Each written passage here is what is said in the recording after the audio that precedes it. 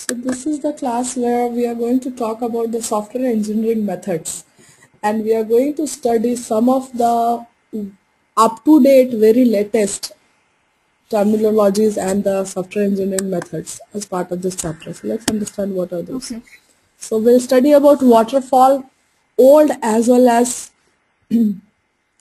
static in nature, and right now still part of the industry, actively used as Uh-huh. part of the company workflow. Rational unified process, not that old system, but still I would say in the middle age we started using it. Very versatile and very successful, but very specific companies are using the RUP methodologies.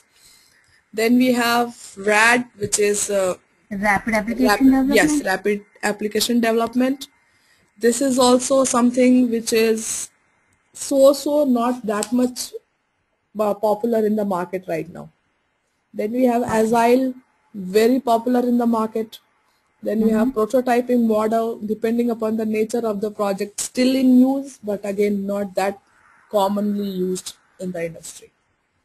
Now let's Okay. take one at a time. I've Sorry, also come across JAD methodology, joint application development. JAD is nothing. Okay, people, Nothing. you Okay. just hear this term in books. Okay. JAD is nothing but joint application discussion. That's what it is. Oh, okay. JAD means you set up the meeting, having a discussion, brainstorming, one-on-one meeting, group meeting. This is all part of your So, JAD. okay. So that can be in any of the methodologies then. Right. That's what JAD is. Okay. Okay. Waterfall. From the waterfall perspective, there are two things which you need to remember. Waterfall is very static in nature. Static in the sense the model is very rigid and robust. That means you have analysis, requirement, design, implementation, testing, and the operational support. This has to go one by one. You cannot have one step completed without completing one stage, jumping onto the another stage. You can't have that. Flexibility Okay. in So that. it's So more like a linear method. approach, yes, Yeah. very rigid.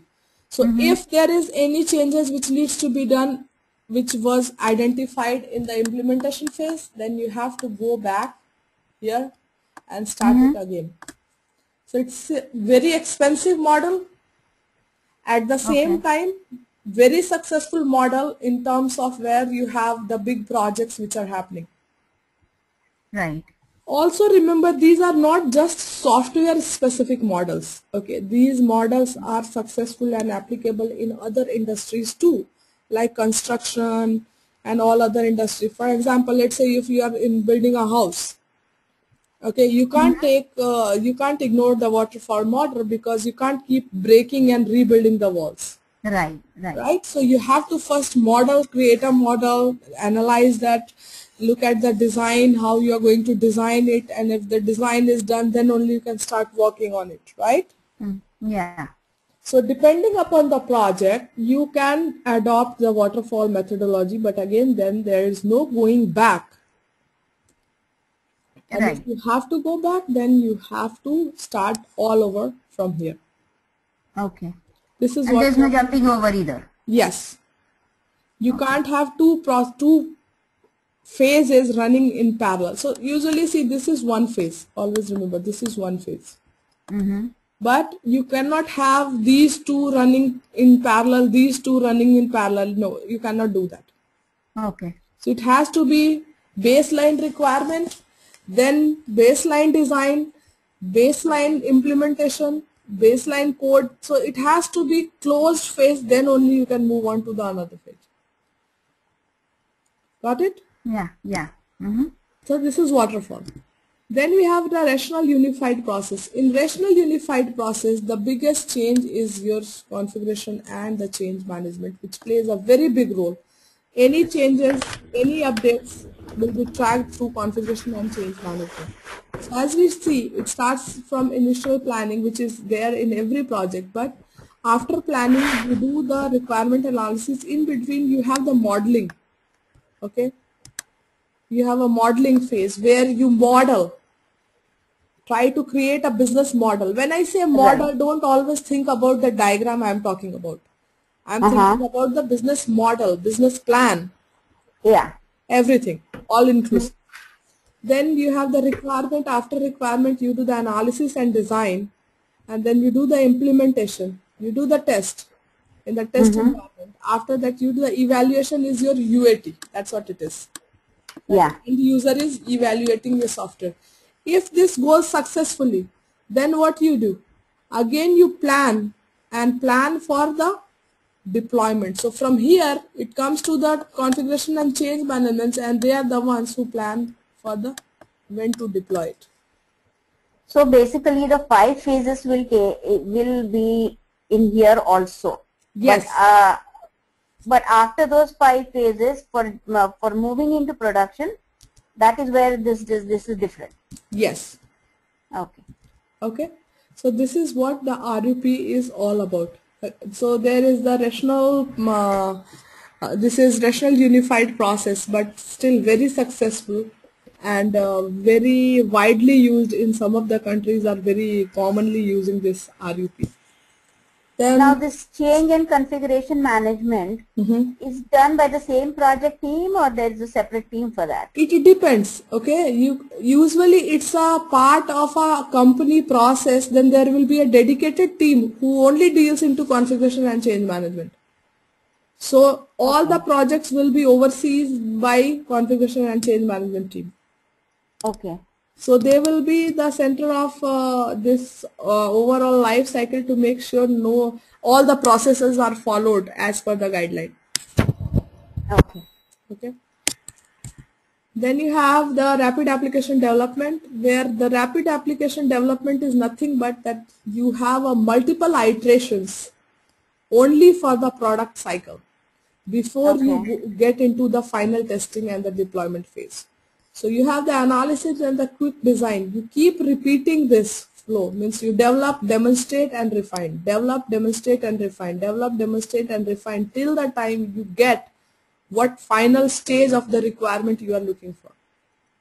Okay. Once you have this cycle completed, then you move on to the formal testing phase, QA phase, where you are going to do the perform the testing to see Mm-hmm. how the software looks like Okay.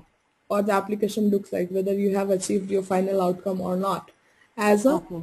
cumulative. Yeah. Okay. Okay, and then you Mm-hmm. plan for the deployment. Okay.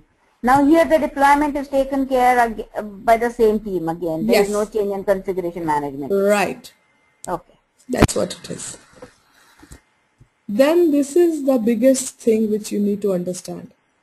Agile Okay. versus waterfall.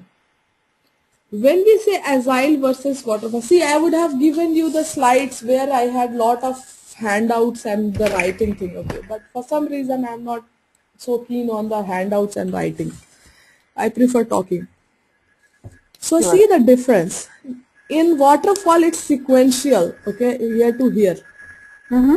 On the other hand, in agile it's not. It is analyze, plan, design, build, test. Design, build, test. So this is your requirement number 1. So see, if there are 5 requirements, this is 1 to 5 altogether, Mm-hmm. right? This is requirement number 2.